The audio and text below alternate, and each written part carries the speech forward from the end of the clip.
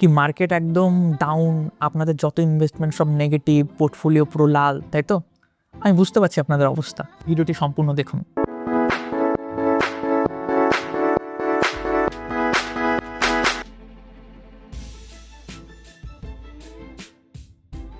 আচ্ছা, আপনাকে আমি একটা প্রশ্ন করছি, এই প্রশ্নের উত্তরটা একটু ভেবে চিন্তে দেবেন। এখন তো মার্কেট ডাউন, পোর্টফোলিও সবার প্রায় নেগেটিভ, রিটার্ন প্রচন্ড লাল হিসাবে দেখাচ্ছে। আপনার কি মনে হয় একটা ইনভেস্টর হিসাবে এই মুহূর্তে কাউরির মার্কেটে টাকা ইনভেস্ট করা কি ভালো নাকি খারাপ? আপনাকে আমি 5 সেকেন্ড সময় দিলাম এটার উত্তরটা ভাবার জন্য, এবং আপনি কমেন্টে জানান যে আপনার উত্তরটা কি। আমি সঠিক উত্তরটা আপনাকে বলবো, কিন্তু তার আগে কমেন্টে আপনি জানান যে আপনার উত্তরটা কি ছিল। যদি উত্তর আপনার হয় মানে এখন মার্কেটে ইনভেস্ট করা খারাপ, তাহলে কিন্তু উত্তরটা আসলে ভুল। কারণ মার্কেট এখন ডাউন মানে মার্কেটে এখন যত জিনিসপত্র আছে সেগুলো সব সস্তা, বা মিউচুয়াল ফান্ডের যে ন্যাভ থাকে, নেট অ্যাসেট ভ্যালু, সেটা এখন ডাউন হয়ে গেছে। সুতরাং আপনি এখন যদি ওই মিউচুয়াল ফান্ডে ইনভেস্ট করেন, আপনি অল্প টাকার ন্যাভে আপনি একটু বেশি ইউনিট পাবেন। সুতরাং মার্কেট এখন ডাউন আছে মানে আপনার ইনভেস্ট করা এখন উচিত। সুতরাং সঠিক উত্তরটি হচ্ছে এখন মানে মার্কেটে এখন ইনভেস্ট করা ভালো। কিন্তু যতই আমরা এইগুলো আলোচনা করি না কেন, আসলে কিন্তু রেজাল্ট আলাদা। এমন প্রচুর ধরনের নিউজ আমি দেখছি যেখানে 76% মানুষজন ফেব্রুয়ারি মাসে এসআইপি ডিসকন্টিনিউ করেছে। মানে অসম্ভব পরিমাণে একটা প্যানিক সিচুয়েশন। এবং আমি একদম 100% শিওর যে যারা এই ভিডিওটা দেখছেন তাদের মধ্যে বেশ কিছু শতাংশ মানুষ আপনারা এই বিষয়টা নিয়ে অনেক বেশি চিন্তিত। কিন্তু এই মার্কেট ডাউন হওয়ার পিছনে অনেক কারণ আছে। প্রথমত দেশে দেশে যুদ্ধ, যেটা তো আমরা জানি। দ্বিতীয়ত আমেরিকার ওই ট্যারিফ নিয়ে ঝামেলাটা এখনো পর্যন্ত চলছে।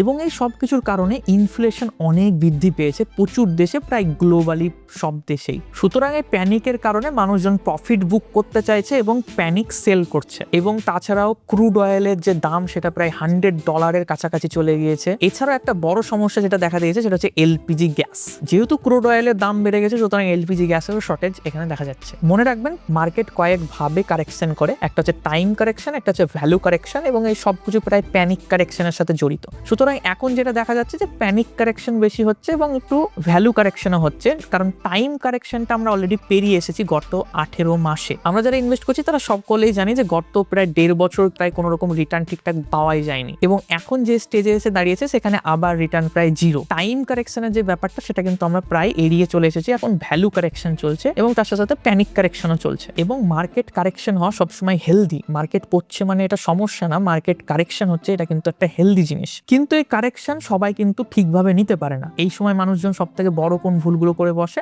এসআইপি বন্ধ করা সব থেকে বড় ভুল, কারণ এটাই হচ্ছে সুবর্ণ সুযোগ এসআইপি করার। প্যানিক সেল মানে যারা যারা এসআইপি অলরেডি করছিলেন বা ইনভেস্ট করছিলেন তারা তাড়াতাড়ি করে বিক্রি করে দিয়ে বেরিয়ে যেতে চায়। এটা একটা বড় ভুলের মধ্যে পড়ে। তৃতীয় সব থেকে বড় ভুল হচ্ছে নিউজ এবং নয়েজে কান দেয়া। মানে যত খবর বা সংবাদের যে চ্যানেলগুলো আছে সেগুলো আপনার মনোযোগ চাই, এবং আপনার মনোযোগ যাতে যেন তারা পায় তার জন্য তারা প্রচুর কিছু বাড়িয়ে চাড়িয়েও বলে। এই সব জিনিসে কান দিয়ে আপনার কিন্তু একটা অনেক বড় একটা প্ল্যানে বা ইনভেস্টিং এর এই প্ল্যানে কিন্তু একটা ইফেক্ট পড়ে। সুতরাং এই সব জিনিসে অতিরিক্ত কান দেওয়া কিন্তু একটা কারণ প্যানিক সেলের। এবং চতুর্থ সব থেকে বড় কারণ হচ্ছে ডেইলি চেকিং। যারা আমরা মিউচুয়াল ফান্ডে ইনভেস্ট করছি আপনাদেরকে একটা জিনিস সবসময় মাথায় রাখতে হবে, আমরা একটা লং টার্মে ইনভেস্ট করছি। সুতরাং প্রতিটা দিন মার্কেট যেই ওপেন হয় আপনি সাথে সাথে গিয়ে নিফটি 50-র চার্ট চেক করছেন, উঠছে কি নামছে, কিংবা সপ্তাহে 3-4 বার চেক করছেন। এতটা করলে আপনার ভিতরে অ্যাংজাইটি এবং প্যানিক একটু বাড়বে। আপনি কোনো রকম ট্রেডার না, আপনি ইনভেস্টর। ওই কাজগুলো কাদের? যারা ট্রেডার তাদের। তো অতিরিক্ত চেকিং করবেন না, মাঝে মধ্যে চাইলে আপনি চেকিং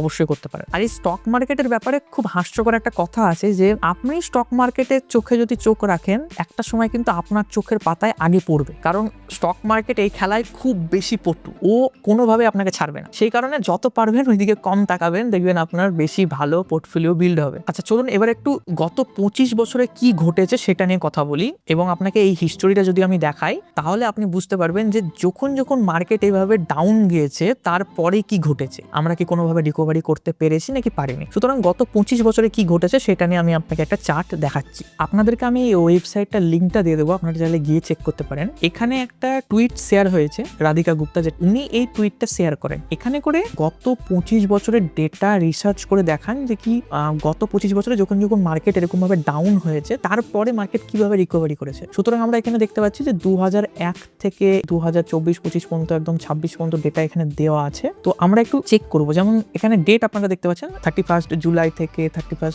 ডিসেম্বর 2002 পর্যন্ত, 1 থেকে 2 পর্যন্ত মার্কেট ডাউন ছিল, মানে 18 মাস মাত্র 1.92% রিটার্ন দিয়েছিল। তারপরের যে 12 মাস মানে তারপরের 1 বছরে 72% রিটার্ন দিয়েছিল মার্কেট, এবং তারপরে 3 বছরে 159% রিটার্ন দিয়েছিল মার্কেট। সুতরাং আপনারা বুঝতে পারছেন যে যখন মার্কেট এরকম ডাউন ছিল তারপরের 12 মাস এবং তারপরে 36 মাস মানে 3 বছর কেমন রিটার্ন দিয়েছে। ঠিক এইভাবে বেশ আরো কিছু ইনসিডেন্ট এখানে দেওয়া আছে, দেখতে পারেন 2003-এও মাইনাসে রিটার্ন দিয়েছিল 1.13%, তারপরের 12 মাসে 74% এবং তারপরে 36 মাসে 188% পর্যন্ত মার্কেট জাম্প করেছিল। তো এইভাবে অনেক ইনসিডেন্ট এভাবে দেওয়া আছে যখন মার্কেট এইভাবে 18 মাস রিটার্ন দিয়েছিল না। তো সেম কেস ওরকম যখন ঘটেছে দেখতে পারেন প্রায় নেগেটিভ, মানে এখনকার মতন সিচুয়েশন প্রায় নেগেটিভ রিটার্ন, কিন্তু তারপরের প্রতিটা 12 মাসে এবং প্রতিটা 36 মাসে দেখতে পারেন মার্কেট প্রায় প্রচুর গুণে বেশি র্যালি দিয়েছে। একটা কিংবা দুটো জায়গা ছেড়ে এখানে যেরকম 1% রিটার্ন দিয়েছে নেক্সট 12 মাস, বা 3 বছরে তো আবার 39% রিটার্ন দিয়ে ফেলেছে। সুতরাং এইভাবে আপনারা এই চার্টটা একটু লক্ষ্য করতে পারেন, এবং আমরা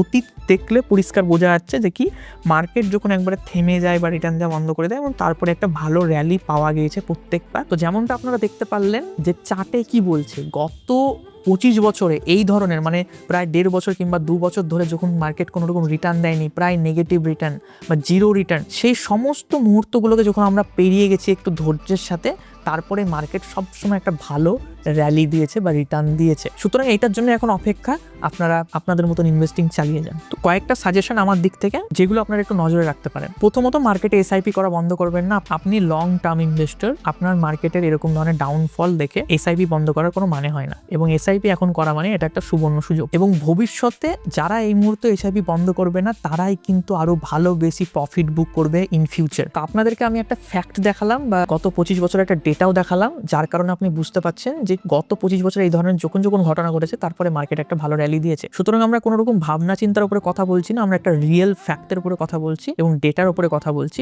যার কারণে এবার আপনার সিদ্ধান্ত যে আপনি এসআইপি করবেন নাকি বন্ধ করবেন। কমেন্টে জানাবেন যে যদি আপনি অলরেডি এসআইপি বন্ধ করে দিয়ে থাকেন আপনার অবস্থা কি এই মুহূর্তে, সেটাও জানাবেন, এবং আপনি কি এসআইপি চালিয়ে যেতে চান সেটাও অবশ্যই জানাতে পারেন। এছাড়াও আমার চ্যানেলটি সাবস্ক্রাইব করতে পারেন, আপনাদের জন্য আরো বেশি ভিডিও বানানো আছে, ওগুলো দেখতে পারেন। সবকিছু লিঙ্ক দেওয়া থাকবে ডেসক্রিপশনে, আপনারা চাইলে একটু চেক করে নিতে পারেন। ধন্যবাদ ভিডিওটি দেখার জন্য। পরের ভিডিওতে আবার দেখা হচ্ছে, ততক্ষণের জন্য পিস।